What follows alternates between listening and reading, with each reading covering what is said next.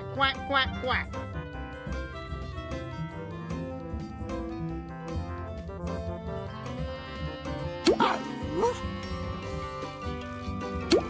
Meow.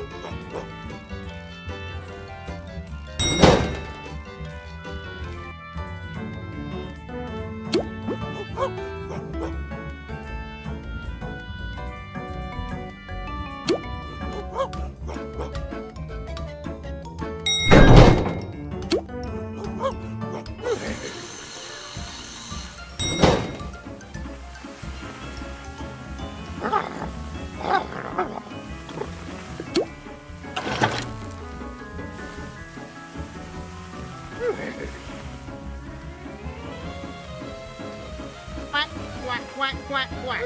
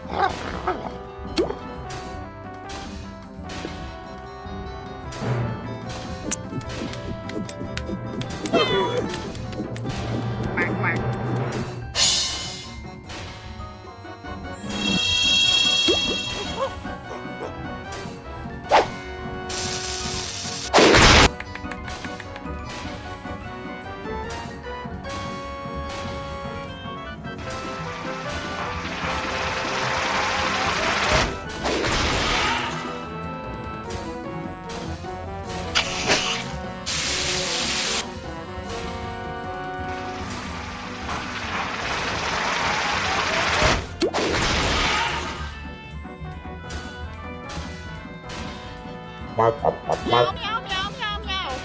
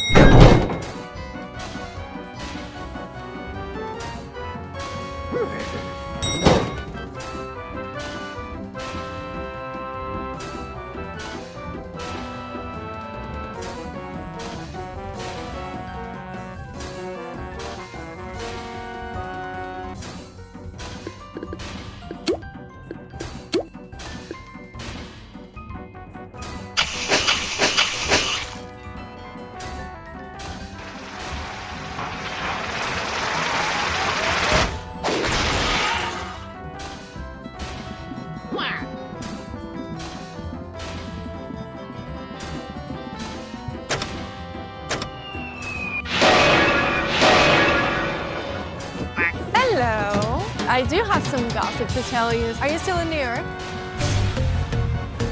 Are you ready to couple up? Let's do this! Heart?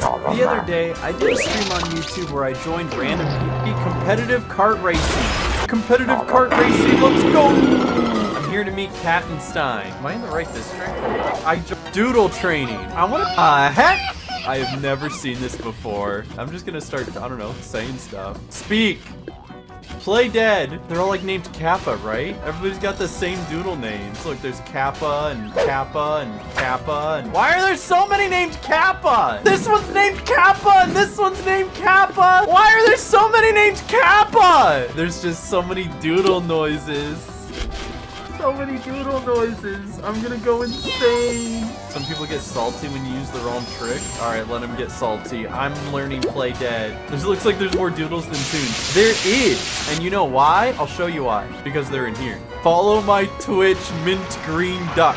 That's crazy. Follow his Twitch. Or don't. I don't care. Do you think mine's actually getting trained? Let's find out. I see great progress is being made. Oh, I saw it go up a smidge. It's really going. It's gone up another smidge. Man, who decided that doodles needed to be trained? There's 74 people in this group. Why are there 74 people in this group? Bro, this is why I got a brand new computer. We got an RTX 3070 in this bad boy just so that I can still lag when there's 50 doodles on my screen. I think it's time to remove ourselves from this one. Well, this has been fun. I'm just gonna go back to the playground. All right, what else is going on? A middle 6 golf course? Bet. I'm on my way. And can I just say, what is up with people consistently crashing in the COG golf courses?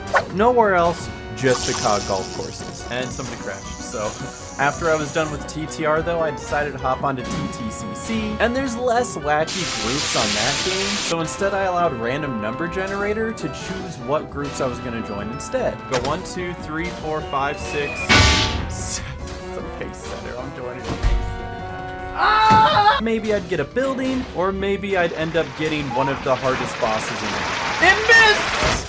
I'm so sad! And then, yeah, I did it a couple more times, and maybe it ended up giving me the hardest boss in the game again. Generate 1 through 20. 2. What's the second one on the list? Why is it always pace setter? Oh! We know our roles, probably. Step on it, Graham is gonna step on us, huh? Somebody always messes up at the end. We'll see who it is this time. It's probably gonna be me. You know, thinking, hey, you sound instead of Zap there. My man used a gag up tuna, brother! Alright, oh, this is kind of gross. Okay, I'm zapping, here we go. I was like, if somebody needs to squirt so I can zap.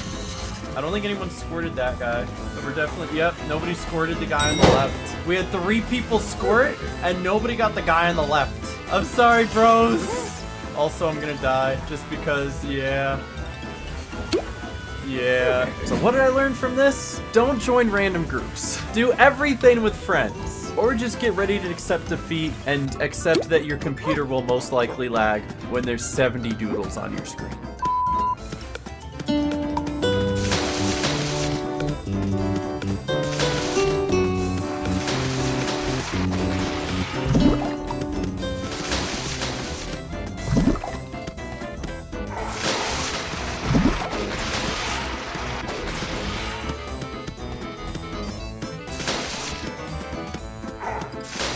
Hey, how's it going, everybody? It's your pal Megasnoop bringing you another Toontastic video today. And in today's video, we are doing the Toontown Rewritten Field Offices for Dummies. All the quick tips and tricks that you need to know to help you get through these field offices successfully. And any additional information you might need too. Let's just hop into it with some quick tips and information that you need. So what is a field office? With one of Toontown Rewritten's latest updates, they introduced the field offices. They're giant complexes that take over the Toon HQs on each individual street that are kind of like dungeons that allow Toons to go through and collect different rewards. They're mostly needed for the Resistance Ranger tasks, so don't feel too bad about not wanting to go in one right away or not being prepared to anyway, since it is seen as end-game content. But one very specific distinction is the fact that anyone can go into a field office, but you do need to have 100 laugh, complete the task line, have all your suits, and a level 7 gag in order to do the tasks that are required in the field offices. Now for the field offices themselves, they are sorted into 3 different levels, 1, 2, and 3 stars. And the differences between them, although they all have 5 floors, the difficulty comes from a few things. Number 1, the max level cog that can be found in the traditional boss fight. For a 1 star it goes up to level 12, the 2 stars goes up to level 13, and the 3 stars go up to level 14. The second difference is the amount of cogs that you face during the mini-games and how tough they are. In the 1 star, you may find some cogs that are running around that you can defeat in 1 hit. Whereas if you get to the 2 and 3 stars, some of these cogs during the ice skating game may take 2 to 3 hits to be destroyed, and there's going to be more of them. And then finally, the last one is the boss health. The boss at the top of the boiler is going to have a higher maximum health depending on how many stars the field office is. Otherwise, the field office is broken into 5 floors, and let's go over those right now. The first floor is always going to be a cog fight, and you will only start with 3 gag tracks. So before you even start, some of your gag tracks are limited. That's just one of the features of the field office. However, to also not make it impossible, one of the 3 gag tracks you get will always either be throw or squirt. And then on top of that, you may get a combination of throw, lure, and tune-up, or squirt, sound, and drop. It really depends, it varies, but you will have at least 1 attacking gag that everyone can use. There's some combinations better than others. Some I've seen are like tune-up, trap, and squirt, and those are really awful because the only thing you can attack with is squirt. So if you get one of those, best of luck. The first cog fight will almost always have about 8 cogs in a 1 star. For a 2 star and a 3 star, it goes up to 12 and 13. In a 1 star, it's just about 8. It's not too difficult. Coordinate with your people and making sure you're maximizing your damage while minimizing getting hit. After the first floor, you'll head to a minigame. There are 2 different types of minigames. It will always be random which one you get first and which one you get second. So let's just go over both of them right now. The first one is the Move and Shaker game. This one has 4 giant Move and Shakers that you need to destroy on the next floor. And a bunch of other smaller cogs as well that get in the way. You can destroy them for extra jokes, but you don't need to. So what you have to do is you have to go up to a water cooler, grab a balloon, and then throw it at one of these movement shakers. Each of the movement shakers does take 3 hits to be destroyed, whereas some of the other cogs running around may only take 1 or 2. Every cog you destroy, whether it's a movement shaker or not, will drop jokes, and jokes are key. So for both minigames, all the cogs that you defeat drop jokes, and in order to unlock your gag tracks for future battles, you need to collect some of these jokes. Depending on the star of field office you're doing, you're going to need to collect a different minimum amount. So the minimum amount of jokes you get to get your gag tracks back in every minigame, regardless if it's the ice skating or if it's the movement shaker stomp, is going to be 25 for the first one and then 45 for the second one in a 1-star. For a 2-star, it becomes 35 and 55, and then for a 3-star, it's 45 then 60. Make sure you mark the gag tracks back before you move on to the next round. The Move and Shaker game isn't too difficult. Just make sure that you're staying safe and not getting hit. Staying in groups of other Toons definitely helps as well.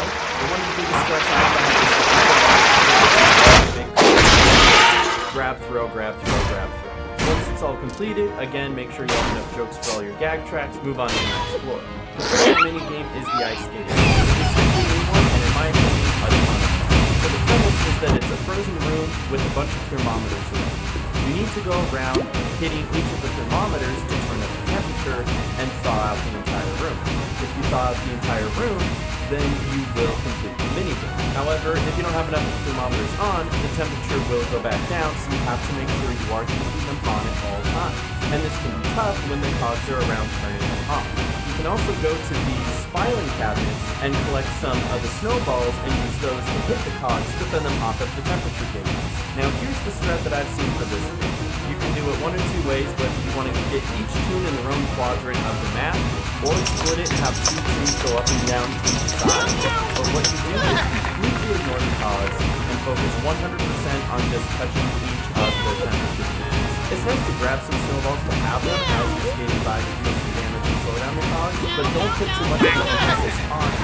Make sure you are focusing on simply turning on these temperature gauges. And if you do that, you can get the whole minigame done in about 45 seconds. It goes quick. Then, at that point, collect a bunch of snowballs, defeat all the cogs, and collect as many jokes as you can to make sure you get your remaining gag tracks. So keep in mind, you don't actually have to click any button to turn on the temperature gauges or throw the snowballs. You just need to skate near them and the game does it for you. It kind of makes it easy. But because of that, keep in mind that you don't actually have to run into any of these things. You can just skate by it. So one big tip I have to make sure that you're not losing momentum and you're not accidentally running into cogs is consciously remember not to skate into the temperature gauge. Just skate by them and the game will have you turn it on automatically. Skate by the cogs and you will throw automatically, and if you don't, you can move around the back. Once you get that down, this game becomes a breeze and it's basically a free floor moving on to the next one. The next floor has another cog fight which has just about, if not slightly more cogs than the first one. Again, with the 1-star being about 9 cogs, the 2 and 3 stars each have about 13. You have more gag tracks now, so theoretically this one should be a little bit easier. Again, coordinate with your team, and then you have another minigame. After you complete the minigame, you will move on to the cogs. One thing I like to do is if you have a gag up all, is after the second fight to use a gag up all in the elevator before you go to the next minigame to ensure everyone has maximum gags for the final fight, since it will come in handy. Now we come to the boiler, probably the most complex cog that you will fight in the entire field. This boiler has a lot of health, and although I don't know the exact number, it does vary depending on which star you have, whether it be a 1-star, 2-star, 3-star field officer. And he will have 3 different phases. He has a neutral phase, his attack and defense are normal, his on fire phase, where he deals 50% more damage, but also takes 50% more damage, and his defense phase. And if you do hit him, he retaliates and will hit you back even harder. In a 1-star, he hits any Toon that hits him for an 80-50. In a 2-star, it's for 70, and a 3-star is 80. Though if he's in defense mode and you know you're not going to kill him, make sure that you are not attacking him. And only attack him in defense mode if you are positive that you are going to kill him. Also to know in defense mode, this is where he brings out more cogs and you can do things like give them health, he can unlure them, give them attack and defense boosts, and if you don't hit any of the cogs for a round, he can promote them and give them higher levels. Don't leave these cogs for too long because they can be promoted all the way up to level 20. So you do have to be conscious of what cogs are in battle and which. But because we know the order that he does every single time, we have come up with a pretty quick fire way to deal with this boss. His order always goes neutral with the cogs, and then on fire, and then defense, before going back on fire. So here's what we do. For the first round, you squirt to get some damage out of him. The second round, the cogs come in, and you want to take out all the cogs while also hitting them at the same time, so this is where you use sound. Once these cogs are defeated, he doesn't summon anymore until the defense is ready. For the next 3 turns, he will be on fire. So this is where we maximize our throw gags because they deal the most damage. For the next 3 turns, fully throwing using birthday cakes is going to deal so much damage that after the end of these 3 turns, you will have about 1 health bar left. Now you do have to keep a conscious mind of how much health you have. If you come in with a full 137, if you're a max Toon and you have a full health bar before going into this fight, you can take just about any hit that he hits you with. But if you don't, or if you come in weak, then you are going to have to be conscious about the fact that some people are going to be low on health. Tune-up unites are great, or even taking 1 turn to have 1 person tune up is always okay as well. But if you can tank all those hits, you're going to be able to deal the most amount of damage. Once he goes in defense mode and cogs come in, this is where you can lure and tune up to make sure everybody is healthy, but additionally, have 1 person use a damage removal. There's a reason for this. And here's the biggest reason. When the boiler is in defense mode, for every turn you don't hit a cog in battle, you will promote them, giving them a higher level which gives them more health and more attack.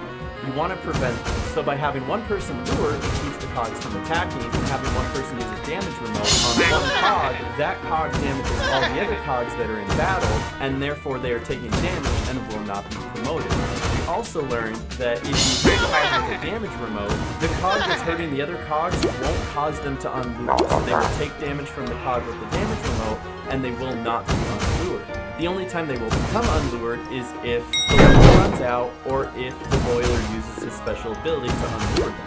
And basically you just need to survive the next 3 turns by passing, tune-upping, luring if they become unlured, and then by the time that he's on attack again, you can sound to wipe out all the remaining cogs, deal some damage to him, he'll be alone again, and then for the next couple turns you can squirt, and at that point it should be enough to completely take him out, at least in a 1-star. For a 2 or 3 star, you may need to use a gag up all or a gag up restock on throw to be able to do more damage, or maybe even go through this defense phase again, but in that case you can just lure and then again use the damage remote to stall for time. And by following these quick tips, you will be able to get through this boiler boss without a problem. That is if you can go without crash. No! What do you mean? And then once the boiler is defeated, he does a fun little animation, also taking out any other cogs that are left in the battle, and you get your reward. Your reward being one of these health or damage remotes. And these remotes allow you to take control of a cog, and this cog in battle will essentially act like a suit in Corporate Clash where the cog will not attack you. And instead, he will either A, attack the other cogs around him, or B, do a funny dance and heal you. And these amounts are typically about 15 to 20, so the damage that's passing off or the healing that it's doing you isn't all that much.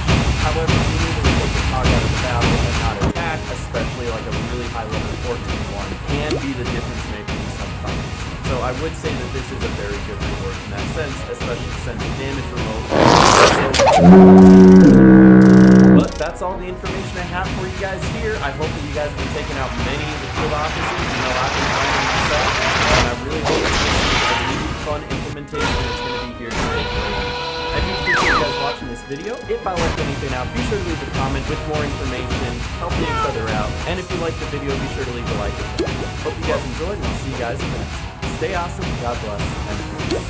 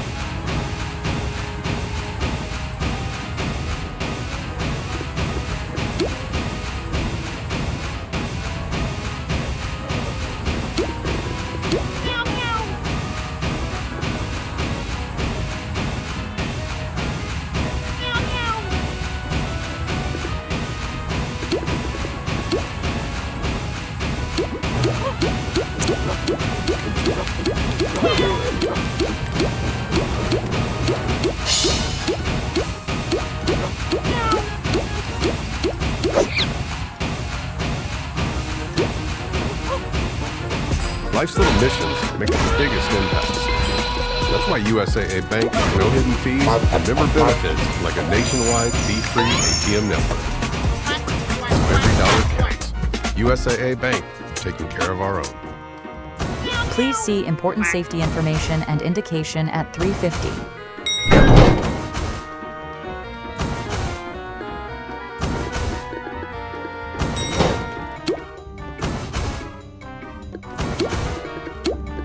My name is Javon.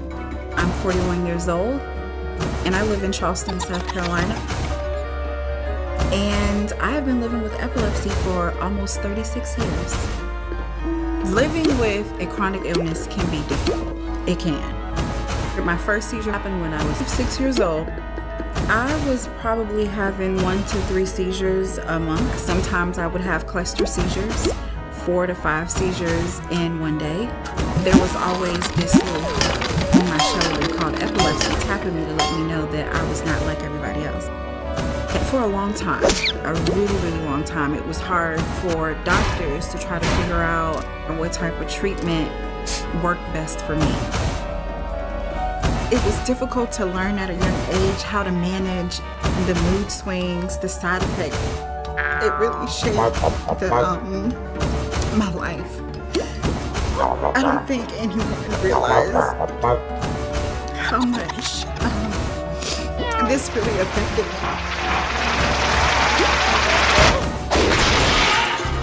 Learning how to have a voice and stand up for yourself is extremely important. You have to find friends that are accepting. It's important to have people you can go to talk to. And if you know anything about me, you know that my mom and I are best friends. She is literally my backbone. My man has really came into my life and just shown me what love looks like. And having somebody like that in your corner is top tier. Being an advocate for yourself, I will say it a million times, is the most important thing on any chronic illness journey. Having a doctor that listens to you, that hears you, and can actually help you with treatment is the best thing. I started taking Xcopri 2 years ago when my doctor suggested it. And at first, I was like, no, I am tired of being on a new medication. I had been on so many different medications that I was fearful of new side effects that I had never dealt with before. But he was adamant. Since I started taking Xcopri, I've seen a significant reduction in my seizures. I've always wanted to reach that 1 year seizure mark. And having my seizures reduced helped me gain so much confidence and control over my life. I think that's something anybody who is living with epilepsy would like to have. The journey now is more about me using my voice. And with my nonprofit organization, helping other people on the journey that are newly diagnosed and trying to understand their diagnosis. In the Black and brown community, we don't hear about epilepsy a lot, we don't talk about it a lot, and I'm really just trying to change that narrative. I hope I can inspire someone in my situation. I would really give anyone going through this journey or newly diagnosed that life is possible. Life is possible.